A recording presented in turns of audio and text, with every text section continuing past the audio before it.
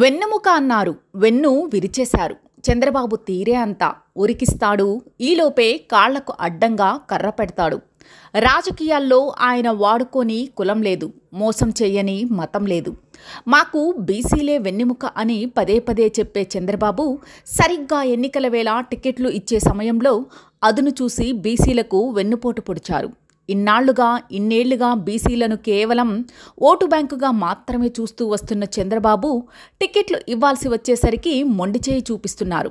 సంఖ్యాపరంగా 4.8% ఉన్న కమ్మ సామాజిక వర్గానికి 20కి పైగా ఎమ్మెల్యే సీట్లు కేటాయించి మెజారిటీ శాతం బీసీలకు కేవలం 31 సీట్లు ఇచ్చి చంద్రబాబు మరోసారి మోసం చేశారు.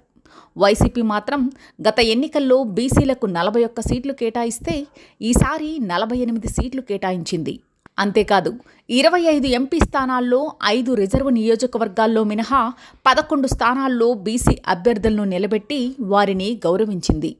ఎంపీ ఎమ్మెల్యేల్లో కలిపి 200 స్థానాల్లో 100 స్థానాలను బీసీ, మైనారిటీ, ఎస్సీ, ఎస్టీలకు కేటాయించిన ఘనత సీఎం వైఎస్ జగన్ గారికి దక్కుతుంది. ఇప్పుడు చెప్పండి, బీసీల బంధువు ఎవరు? వారి పాలిట రాబంధు ఎవరు?